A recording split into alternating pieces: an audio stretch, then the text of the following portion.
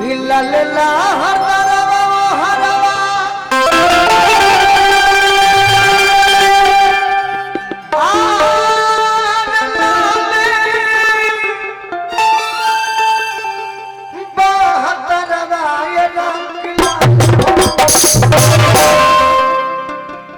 मैया के सोना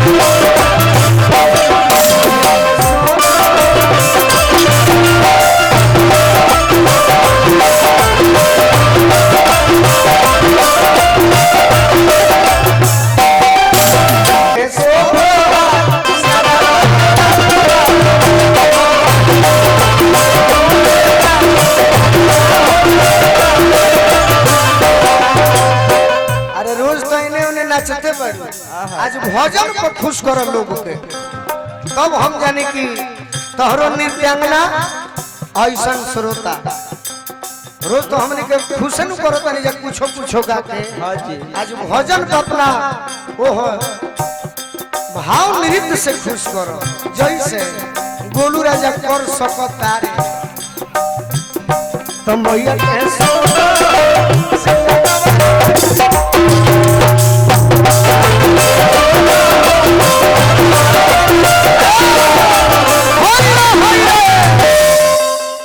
ये बुझे के बाद भक्त किए माई कि लल बसंत रवायो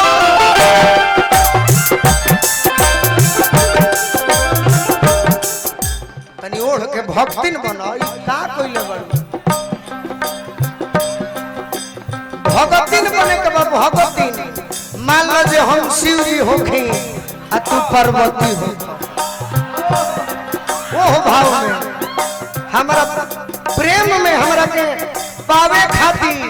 80 वर्ष ना एक दिन तपस्या करबू तहार हो जाई आज के भगती है कहता है जख्मी सर ओह भाव में मने भजन कर अब मित्र तू आवा आज हमरा से भजन सीखल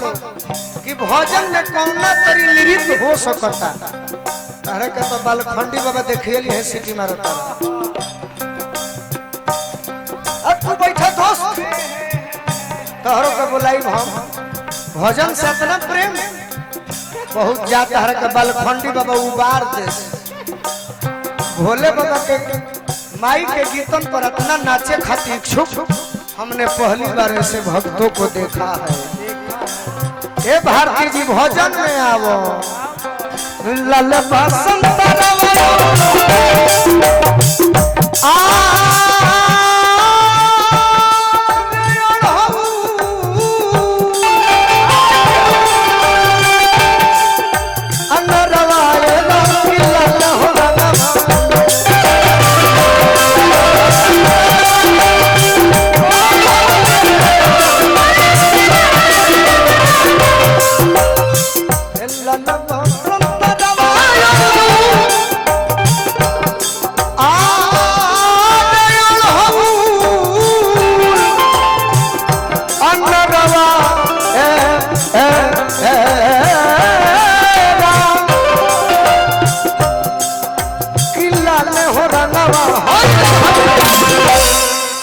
लाले बा संतरवा और हऊला नरवा ये राम की लाले हो रंगवाना और ये देखाए नाव भूला गई जो भी हो माई के वर्णन भक्त हतारन तो मैया के खड़ा खपड़ा या राम की लाले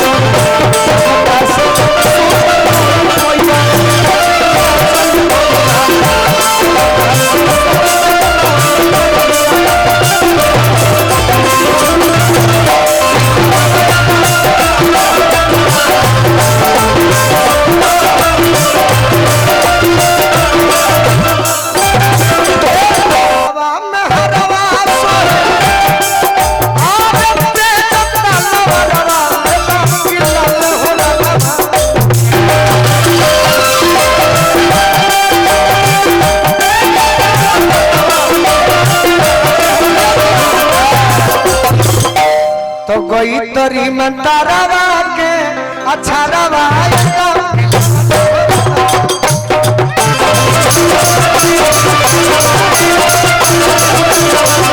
ये भाव रही तनी भोजपुरी तनी हेने देखो लो हमरा ओरिया रह जा अब तू अपन कला बिखेर जैसे भजन में नाचे के पड़ता आज के भोजपुरी हम मांग पड़ता हम हूँ कहतनी अरे गरवा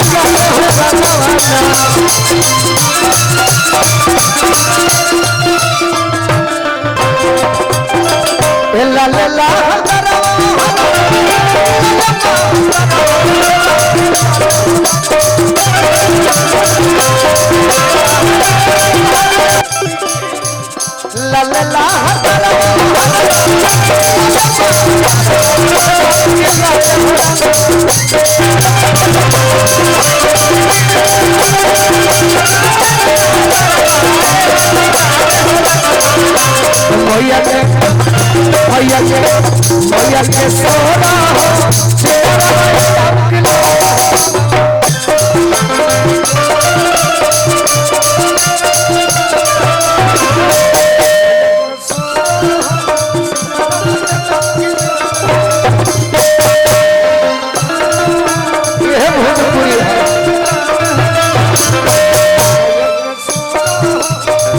कलाकार ऐसा कि हम अपन गाली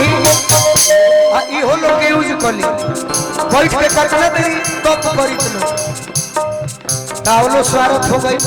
सरस्वती के कृपा बन रहो भारती जी के तो जवाब आज भोजपुरी जगत में नहीं